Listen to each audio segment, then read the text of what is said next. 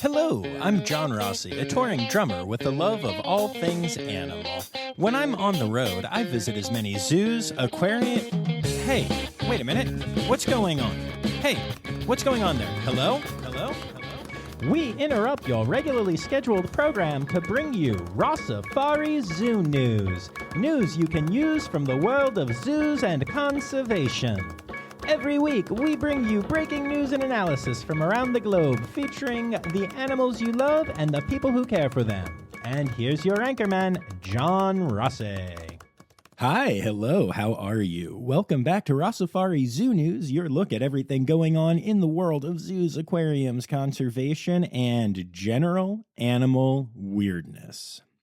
So this is a crowd-sourced Zoo News episode. So if you see anything that you think might be Zoo News worthy, you can go ahead and tag me in them on the socials at Rossifari or at Rossifari Pod on the TikTok machine. And of course, make sure you're following along as you do so. You could also email me, rossifaripod@gmail.com. And if you send me stuff, I'll say your name at the end of the episode, whether I use it or not.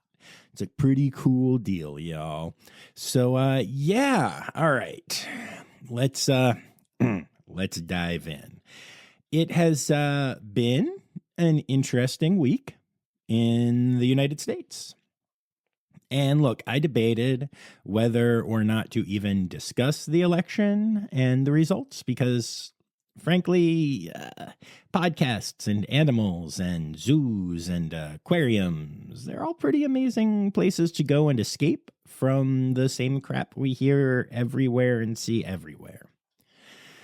But then, starting late Tuesday night, people started reaching out to me and asking for my thoughts and also checking in on me. And also...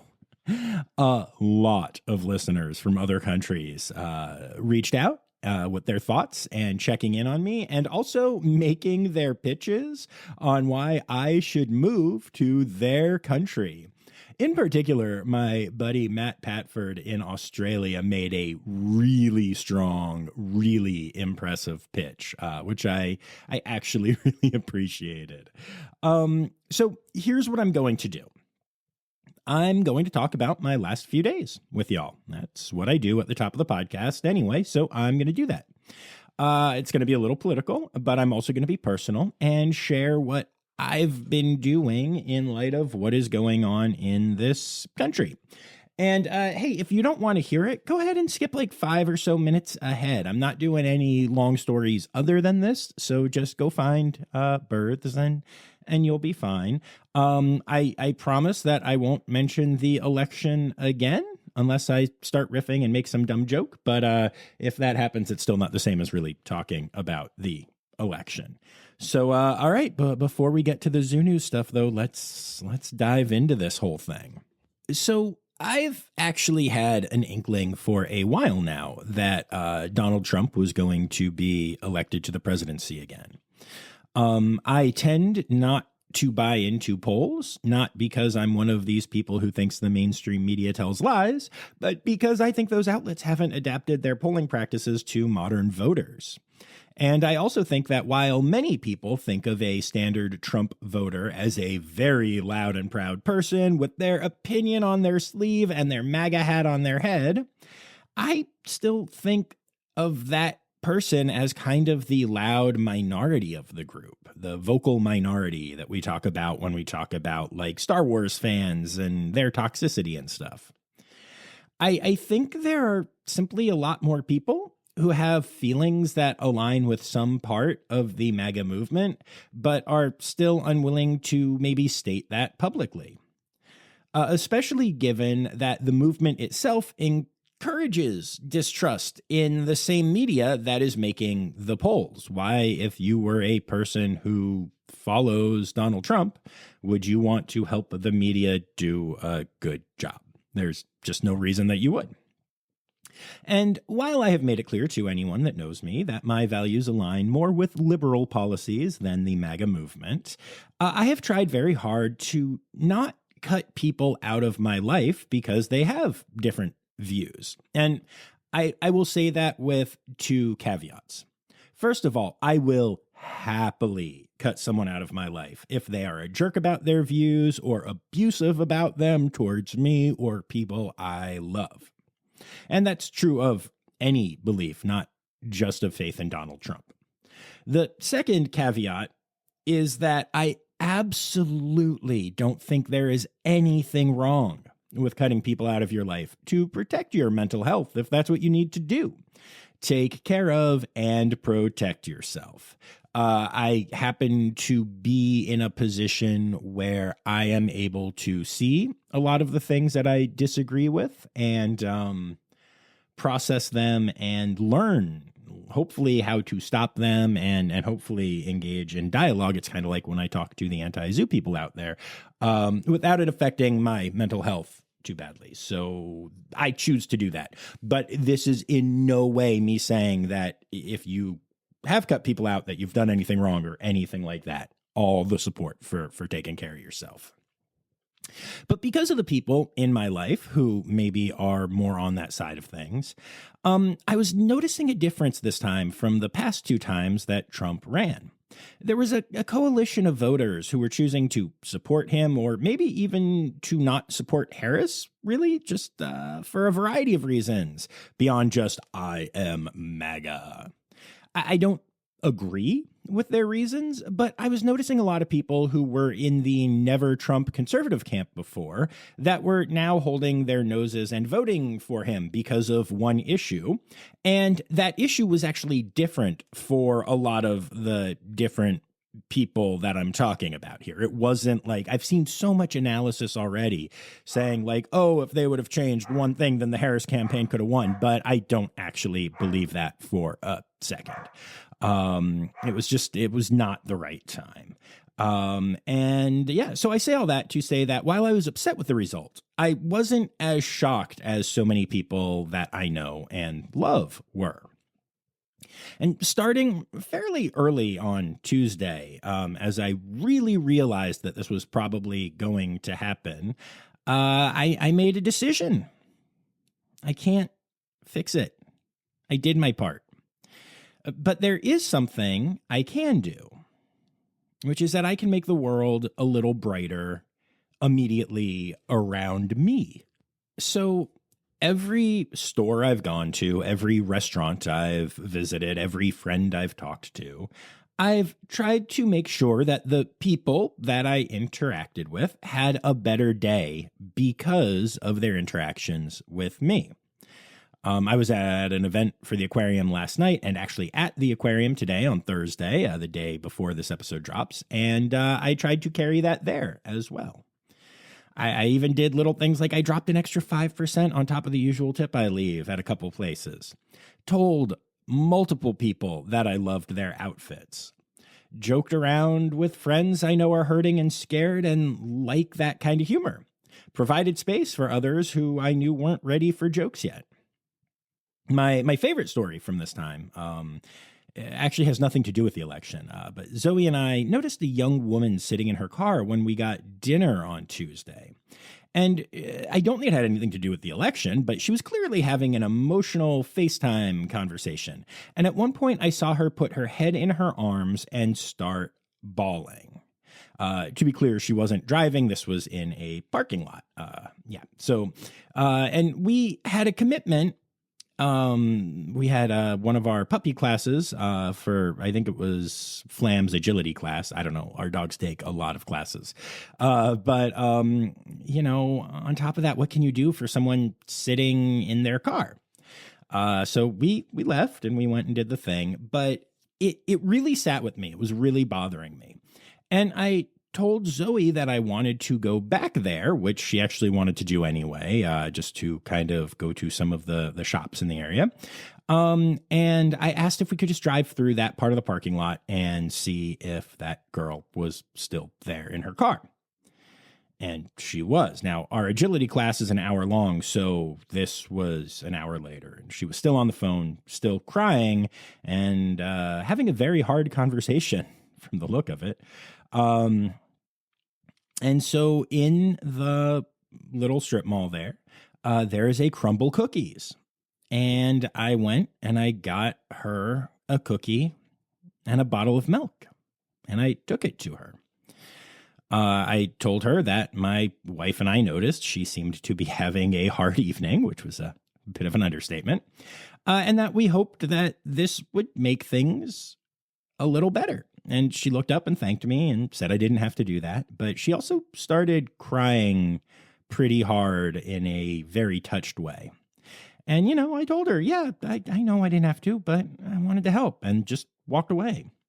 And I've thought about her every day since, and I truly hope she's okay. And then on Wednesday, we had a huge evening fundraiser for the Aquarium of Niagara called Oceanda. And I was the greeter, and I made sure just to tell so many people how I loved their outfits or dug their vibe or how the couples looked cute together, whatever. I was authentic, but I really went out of my way to be positive. Just trying to get smiles on those faces. Why not? Anything I could do to make anyone's day better, whether they are sad about the results or not. I don't know. These people could have all been super happy. But I just want to be a positive force at this time.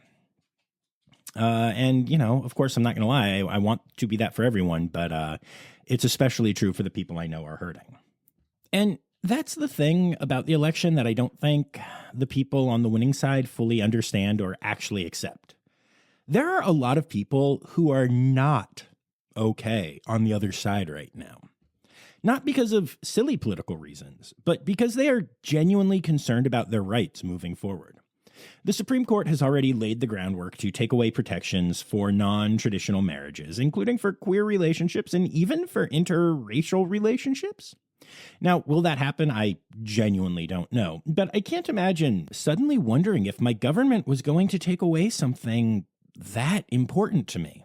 I've spoken to multiple people who are feeling lost, feeling scared, and even in a couple of cases of people that I really love, and a few cases of people that you all have loved on this podcast. I've had conversations with people and seen people that are contemplating suicide at this time. I've had some really hard discussions with people about that topic, and I hope that does not happen. But they don't know if those terrible things are going to happen. But what we all know is that a majority of American voters voted for the person who makes it at least a possibility, maybe even a probability. And that fact alone is causing a lot of pain for a lot of people. So my goal right now is to make every life around me a little happier and to hold space for everyone in my life. And if you're listening and you've listened to this rant, that includes you, even if we haven't talked yet. I love you. I'm here for you. You are seen, you are heard, and you are important. And I'm so sorry to anyone who is afraid right now. But I am very happy to be a light to you all, and I hope that this podcast is. So let's get to the fun stuff, shall we?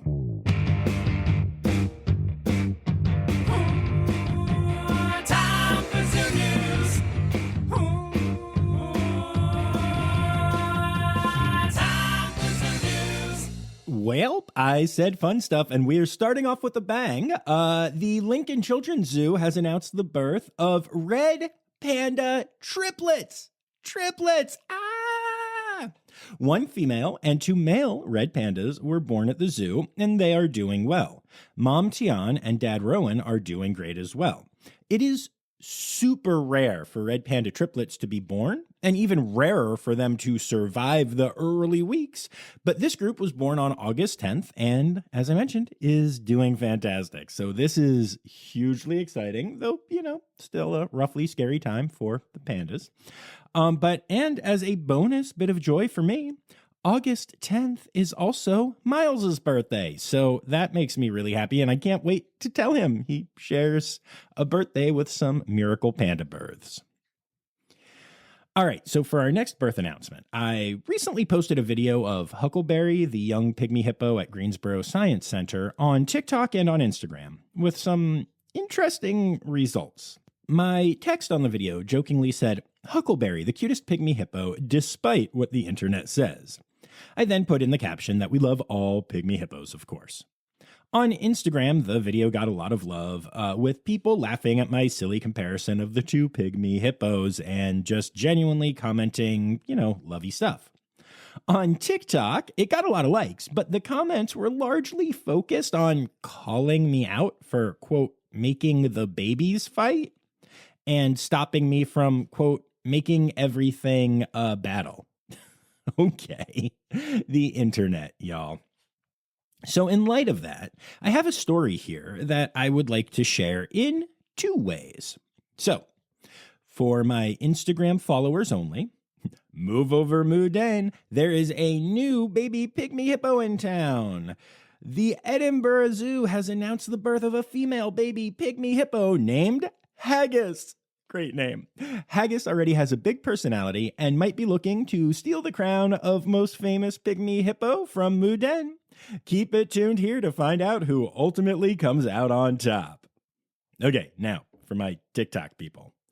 Great news! The Edinburgh Zoo has announced the birth of a new pygmy hippo named Haggis, which is an adorable name. You may remember that pygmy hippos recently became viral sensations because of Mouden, another adorable baby born in Thailand earlier this fall. Now, both pygmy hippos are adorable and awesome and wonderful, and life is good, and I love you all. I'm sure the two pygmy hippos would be BFFs IRL if they were allowed to visit each other. Sunshine, daisies, joy, skibbity! Am I doing this right? I don't know. But anyway, Haggis is adorable. And what a great name. A Grevy's zebra foal has been born at West Midlands Safari Park in the UK. The male zeblet, named Manilow, was born to first-time mom Akuna. Grevy's zebra pregnancies last 13 months, so the little one was a long time in coming.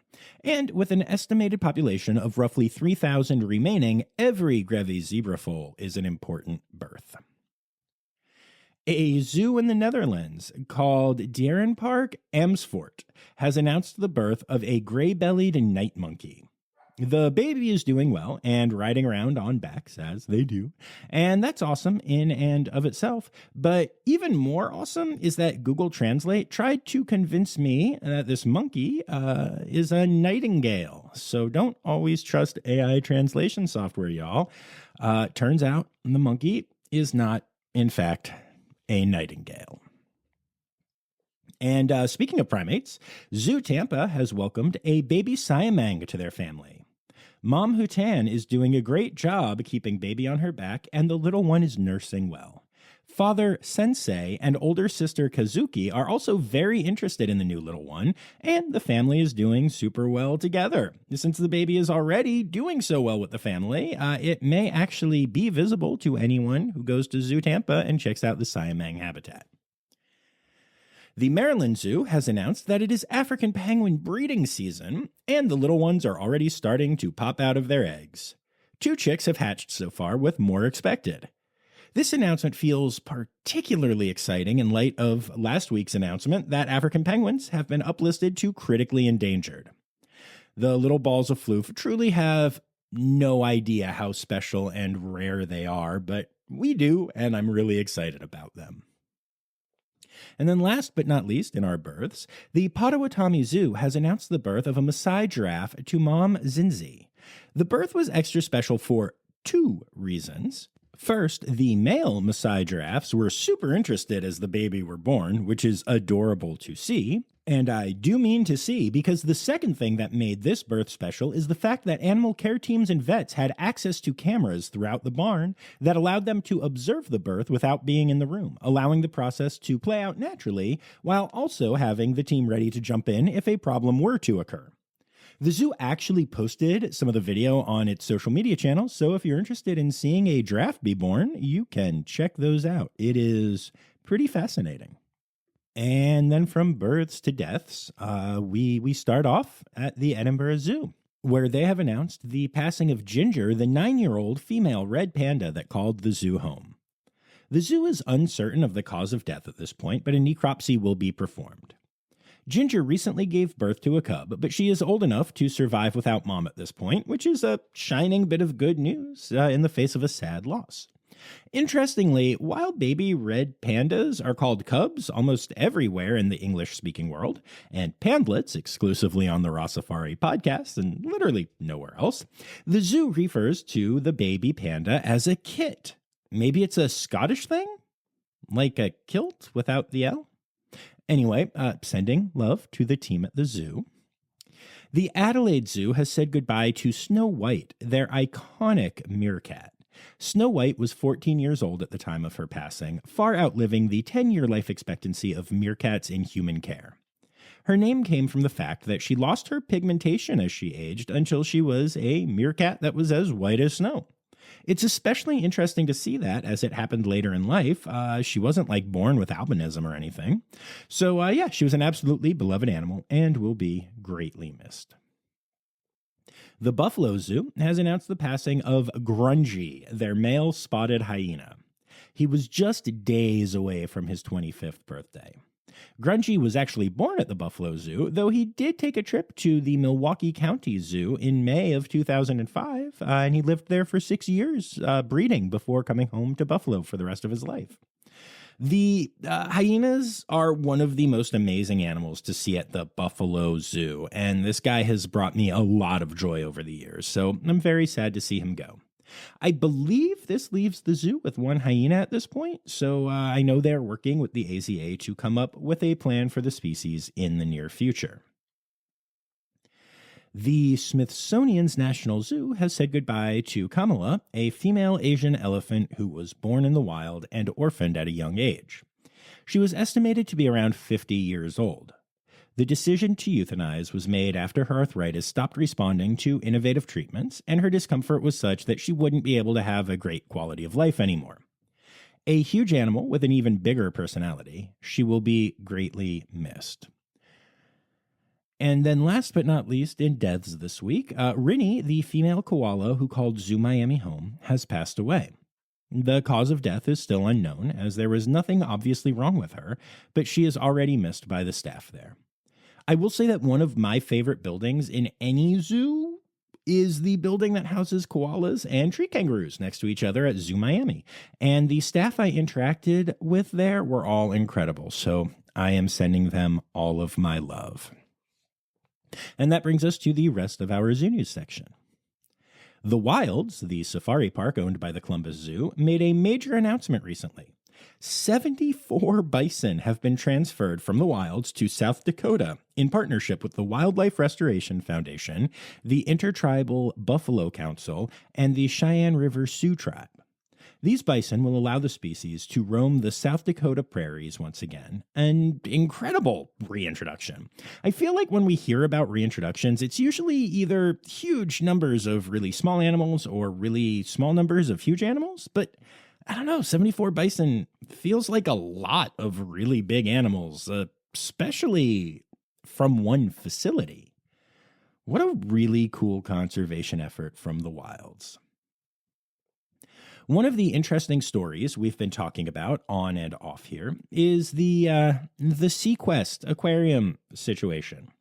If you don't remember, Seaquest is a company that has multiple mall aquariums that are not accredited and have been facing a lot of problems lately. Now, please keep in mind, this is not Sea Life, which has a similar strategy of setting up mall aquariums, but they are accredited and do some truly amazing work, including being the place where the TED, or the Turtle Exclusionary Device, that saves countless sea turtles every year, was developed and tested. You've heard from a lot of Sea Lifes on this podcast, and that will not change because they are fantastic. But getting back to Seaquest, in June of 2023, the location in Stonecrest, Georgia closed down amid allegations of animal abuse. In August of the same year, we covered the sudden closing of the Trumbull, Connecticut location for the same reason. Now, in the last few weeks, the Fort Worth location has been officially closed down, and the Lynchburg, Virginia location is being closed down and is going to become a different aquarium owned by different people entirely. 4 facilities down in just over a year, along with the resignation of the CEO in August and a bunch of citations against the facility in Woodbridge, New Jersey 4 months ago after over 100 animals died suspiciously there. And the Seaquest brand is really reeling right now. I'll be curious to see what happens moving forward, especially with relatively new leadership, but it wouldn't entirely surprise me to see Seaquest shut down completely in the near future. And honestly, at this point, that might be what's best for the animals and for the reputation of aquariums in general. You know, I always feel the need to remind people we talk about accreditation and the AZA and all this good stuff a lot, but the fact that you who are listening to this know about that puts you in a very small minority of people. You are the very educated when it comes to this topic anyway. And it's important to remember that fact. Our friends at Seneca Park Zoo are doing a pretty cool study with their adult red pandas, Willie and Raji. We know that red pandas have a pseudo thumb they use to help hold bamboo and other items, but scientists are wondering if they use it to aid their movement at all, something that we definitely have maybe hypothesized about, but have never seen any evidence of. So Willie and Raji are walking over specially designed force plates that allow the scientists to analyze how red pandas balance and maneuver as they walk. Now, regardless of what they find out about the pseudo-thumbs, a study like this has never been done on red panda movement in general before. So I'll be very curious to see what they find. Seneca Park Zoo actually does a lot of really great research. It's a very cool facility. Two blue-throated macaws that call the London Zoo home, Lily and Margot, recently had a little bit of an adventure. They were doing some free flight training at the zoo when they decided to fly off in a different direction than they were supposed to. Residents around the zoo started calling in sightings to help find the birds, and in the end, they flew 60 miles away from the zoo before keepers were able to catch up to them from confirmed sightings. Now, as soon as the birds saw their keepers, they got really excited and happy and flew right to them, happy to be reunited at the end of a fun journey. The birds are perfectly healthy and are now back at the zoo, though they do have to go through a quarantine period before returning to their normal lives. This story is a great reminder that fly-offs happen, even with the best trainers and the best birds. But more importantly, it's a reminder that the incredible relationships developed between trainers and animals can make a huge difference to the animals and their lives, as this could have ended very differently if the birds didn't love their trainers and their lives at the zoo, because they could have just flown away again. Okay, so at the beginning, I said we weren't going to talk about the election anymore, and I lied. We have to talk about the election some more, but don't skip ahead. I don't mean that election. I mean the annual Mayor of the Zoo contest at Connecticut's Beardsley Zoo. We asked y'all to vote for Barry the Red Panda, and you did indeed. Barry blew out the competition and has been named the 2025 mayor of the zoo. I love this lady, and I think she is going to do an incredible job running the place.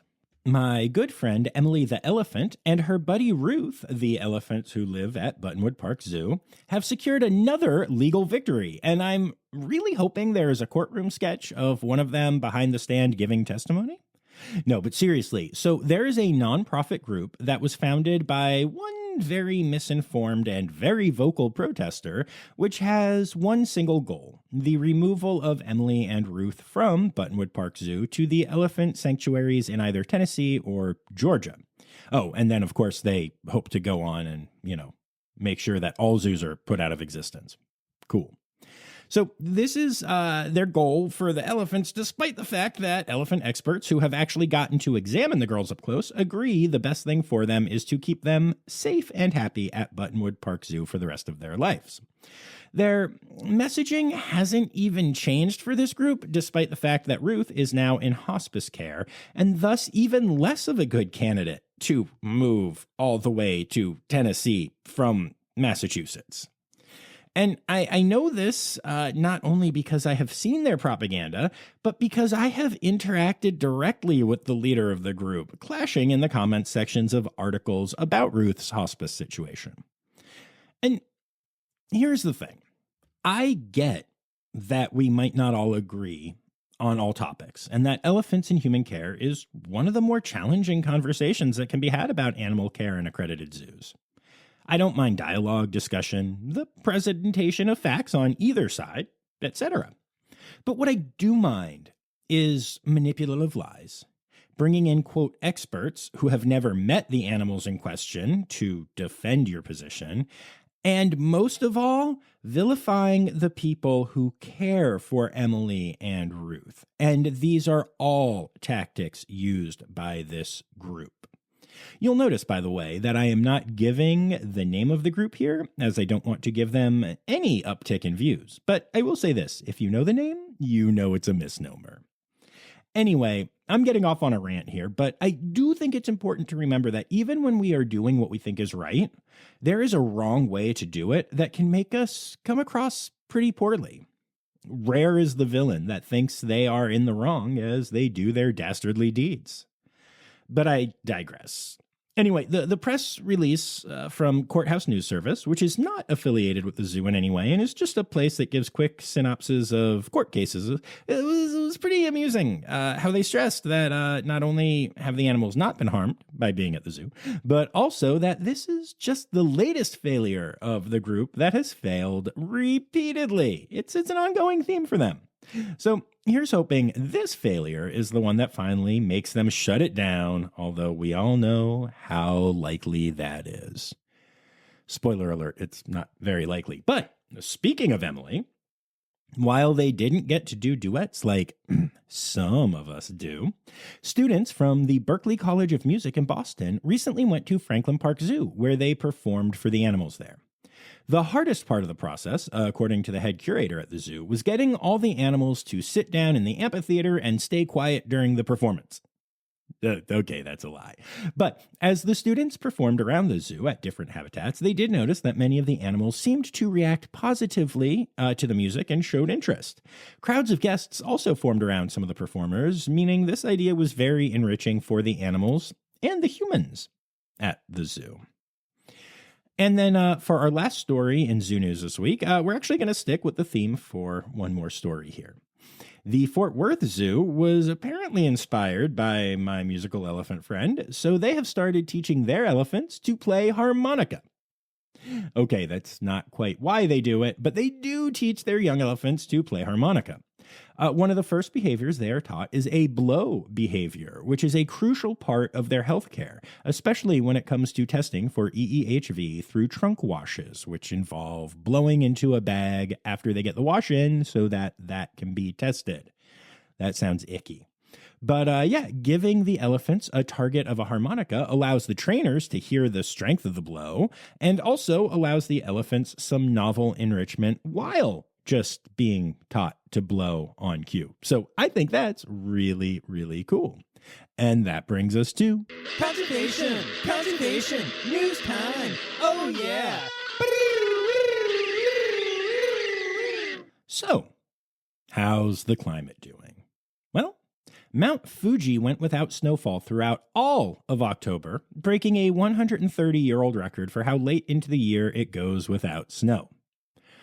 Also, I live in Buffalo, New York, and was comfortably wearing shorts in 80-degree weather earlier this week, which is a week that happened in November. So, yeah, I know there's a difference between climate and weather, but also I don't really care. That's how the climate is doing right now.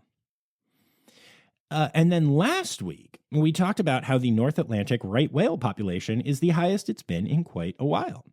Now, a new law is looking to help increase those numbers even more. The new law states that vessels 65 feet or longer must slow to 10 knots or less in the seasonal management areas for the species. This should drastically help to eliminate large boat strikes, one of the major causes of death of North Atlantic right whales. So that's really exciting news.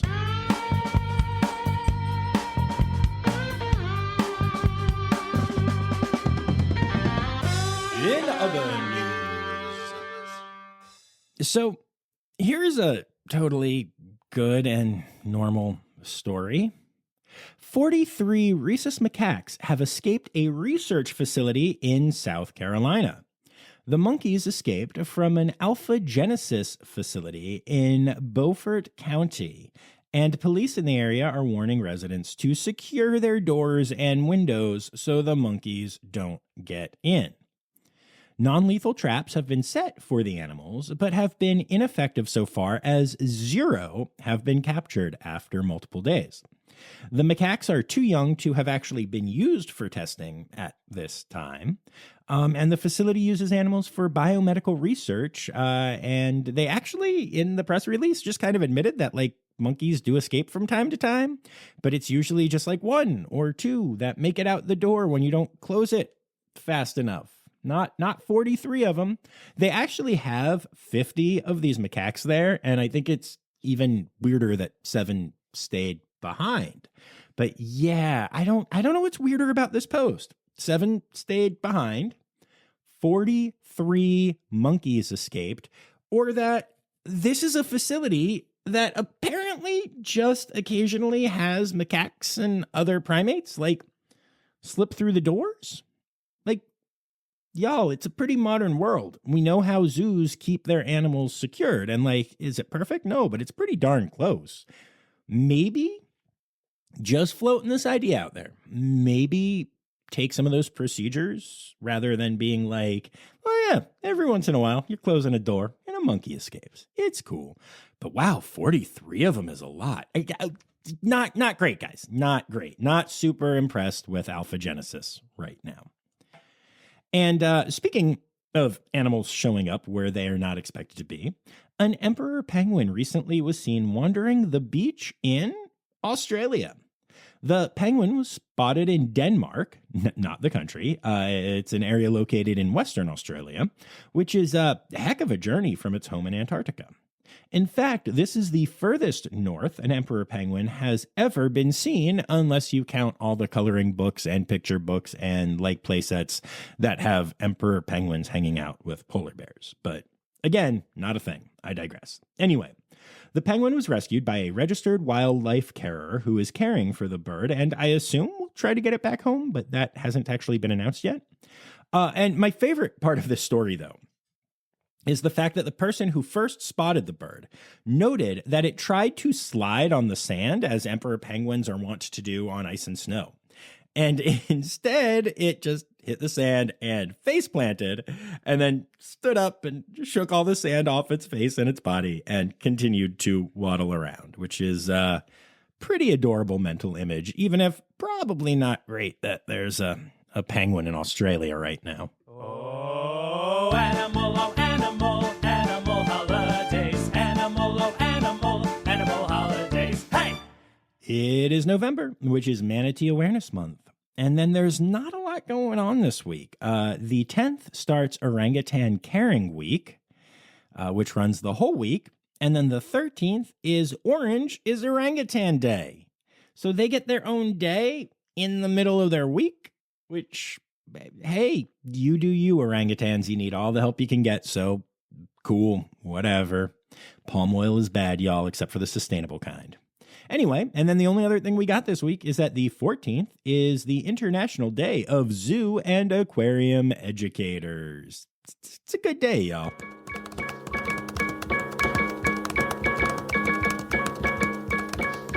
Alrighty, so there you have it. Another episode of Rossifari Zoo News, and I ended up recording this one super late on Thursday night. And y'all, I was at the aquarium today, and it was a very good but very tiring day. I actually got to put on the wetsuit for the second time ever and clean the main pool, which is treading water and using this huge, super long squeegee type thing to clean the bottom of the pool and get stuff into the drain. And by stuff, I mostly mean sea lion poop. But I also got to clean in the penguin pool, and it was my first time doing that. And it's very cold. But with the sea lions, they, put the sea lions in the back when a human gets into the pool. But with the penguins, they're just there, and they're curious, and they're kind of swimming up and saying hi. And I kind of got to swim with penguins today. But my day started, I woke up at 5:30 in the morning, and it's now technically 12:30 in the morning on Friday, and I am getting up at 5:30 again to go back to the aquarium. So what I'm really saying is I need to shut up and get to that. But yeah, before I do that, I want to take a moment to say thank you to Dr. Laura Schenk, Dr. Stephen Williamson, Barbara Bennett, Jenny Owens, and Kevin Williams. Those people are, of course, my Red Panda level patrons, and I super appreciate the support as well as the support of all of my patrons. If you'd like to support the podcast, you can do so by going to patreon.com/Rossifari. Then I'd also like to say thank you to everyone who contributed this week. Anya Keene, Colleen Lenahan, Kim Cooley-Croninger, Carrie Kirkpatrick, Kevin Williams, Emily Rockbook, Dr. Laura Schenk, Jody Allen, Ali Malensky, Kay Malensky, The Malenskys. Crystal Chapman, Anna McEachran, Michaela Baratka, Jay Meredith, Melissa Reed, Strix, Dr. Natalie Taco, Karen Muscolo, Sam Evans, Jacob Zinn, Tiana, not Tiana, and you know it's Tiana Bush. That's not going to become a thing, probably. Maybe it will. Anyway, Dr. Zoe Rossi, Lizard Dunlevy, Elizabeth Charles, Sherry Weiss, Justin Williams, Holly Page, Taryn Hanton, Taryn Hunton, Tara Hunaba, I don't know, one of those people. Daniel Cohen, Rebecca Surian, and Rowena White. Thank you all so much for contributing to this week's episode. We'll be back on Tuesday with a brand new interview episode for y'all. And before we go, don't forget, the words Newsy Credits backwards are Steiderkus Wen. The Rossifari podcast is produced, hosted, and engineered by John Rossi. Editing and fact-checking by John and Dr. Zoe Rossi. Our theme song is Sevens by Nathan Burke, performed by Nathan and John. Interrupting John theme and additional voices by Taylor Isaac Gray. You can reach John directly on Instagram and Facebook at Rossifari or by email at rossifaripod@gmail.com. Rossifari is part of the Daydreamer Media Network. Now, stop listening to me and go visit a zoo.